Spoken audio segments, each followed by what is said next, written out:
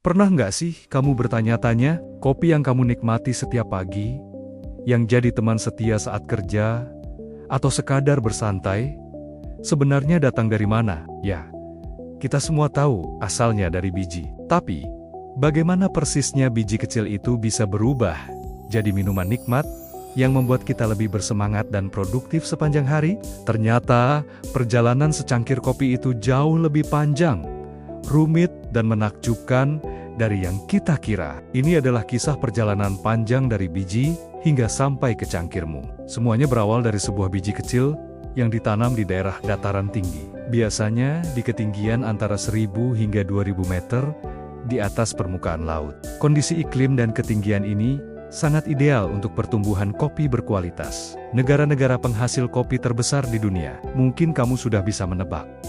Seperti Brasil, Vietnam, dan Kolombia. Tapi jangan salah, Indonesia juga termasuk salah satu pemain utama di panggung kopi dunia.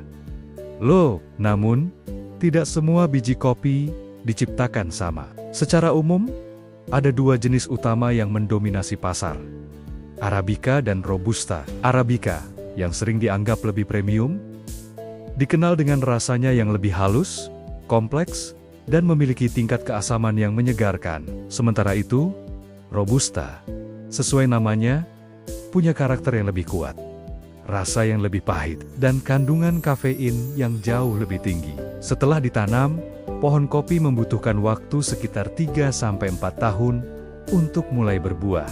Buahnya ini unik, disebut cherry coffee atau cherry kopi, karena warnanya yang merah menyala saat matang. Di dalam setiap buah cherry ini, tersembunyi dua biji kopi yang kita kenal. Tapi, sebelum biji ini bisa kita seduh, perjalanannya masih sangat panjang. Setelah dipanen, biasanya dengan tangan untuk memastikan hanya buah yang benar-benar matang yang dipetik. Cherry kopi harus melalui serangkaian proses untuk memisahkan biji dari daging buahnya.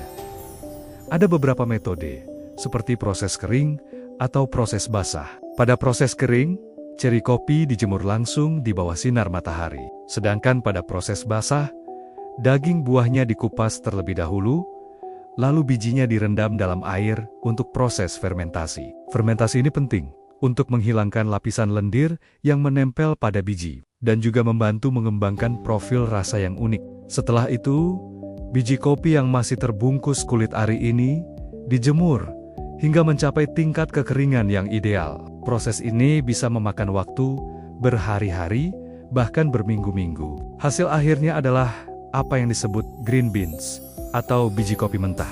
Biji inilah yang kemudian dikemas dan siap dikirim ke seluruh penjuru dunia. Nah, disinilah keajaiban sesungguhnya dimulai, yaitu pada tahap penyangraian atau roasting. Biji kopi mentah dimasukkan ke dalam mesin roaster dan dipanaskan dengan suhu yang bisa mencapai lebih dari 200 derajat Celcius. Selama proses pemanasan ini, terjadi reaksi kimia yang luar biasa kompleks di dalam biji. Ratusan senyawa aroma dan rasa yang tadinya tersembunyi, mulai terbentuk dan keluar. Aroma yang muncul bisa sangat beragam, mulai dari wangi kacang-kacangan, coklat, karamel, hingga aroma buah-buahan atau bunga. Tingkat penyangraian juga sangat menentukan karakter akhir dari kopi. Light roast akan menghasilkan kopi yang lebih ringan dengan keasaman yang lebih terasa. Medium roast memberikan keseimbangan antara rasa dan aroma, sementara dark roast akan menghasilkan kopi dengan badi yang lebih tebal, rasa yang lebih pahit, dan aroma yang kuat khas panggangan. Seni roasting inilah yang mengubah biji mentah berwarna hijau pucat menjadi biji coklat yang harum dan siap diseduh. Setelah disangrai, biji kopi digiling menjadi bubuk. Tingkat kehalusan gilingan ini disesuaikan dengan metode penyeduhan yang akan digunakan. Apakah itu untuk espresso, tubruk, atau manual brew. Lalu, bubuk kopi diseduh dengan air panas, mengekstraksi semua rasa dan aroma yang telah dikembangkan selama proses sebelumnya. Inilah momen yang biasa kita lihat dilakukan oleh para barista di kedai kopi favorit kita. Tapi, apa yang sebenarnya terjadi di dalam tubuh kita setelah menenggak secangkir kopi? Kandungan utama yang kita cari, kafein, dengan cepat diserap ke dalam aliran darah dan langsung menuju ke otak. Di otak, kafein bekerja dengan cara yang sangat cerdik. Ia meniru dan memblokir reseptor untuk zat kimia bernama adenosin. Adenosin inilah yang secara alami menumpuk di otak sepanjang hari dan membuat kita merasa lelah dan mengantuk. Dengan adenosin yang diblokir, otak kita tidak mendapatkan sinyal untuk beristirahat. Hasilnya, kita jadi merasa lebih waspada, fokus meningkat, dan energi terasa melimpah.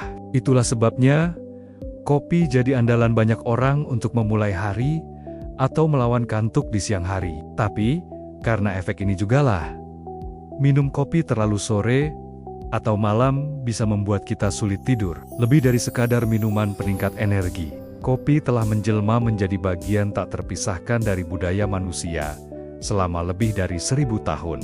Dari ritual minum kopi tradisional di Ethiopia, tempat kopi pertama kali ditemukan, hingga kedai-kedai kopi klasik di Wina atau Turki yang menjadi pusat interaksi sosial dan intelektual. Kini, kopi telah berevolusi menjadi sebuah gaya hidup modern. Terlihat dari menjamurnya coffee shop estetik yang menghiasi unggahan di media sosial kita. Setiap cangkir kopi membawa cerita yang luar biasa. Sebuah cerita tentang kerja keras para petani di pedesaan terpencil, keahlian para roaster yang mengubah biji mentah menjadi permata, hingga sentuhan akhir dari barista yang menyajikannya untukmu. Jadi, lain kali saat kamu menyesap kopimu, ingatlah sejenak. Satu tegukan itu adalah puncak dari sebuah perjalanan panjang yang melibatkan tanah, air, api, waktu, dan sentuhan tangan banyak orang. Sebuah proses luar biasa dari hal yang tampak sederhana. Nah, sekarang pertanyaannya, kamu tim kopi pahit tanpa gula? Atau harus pakai gula biar lebih nikmat? Kalau kamu suka pembahasan seperti ini, jangan lupa klik subscribe dan nyalakan loncengnya ya, biar kita bisa terus bareng-bareng menjelajahi cerita-cerita menarik di balik hal-hal sederhana yang ternyata sangat luar biasa. Terima kasih sudah menonton.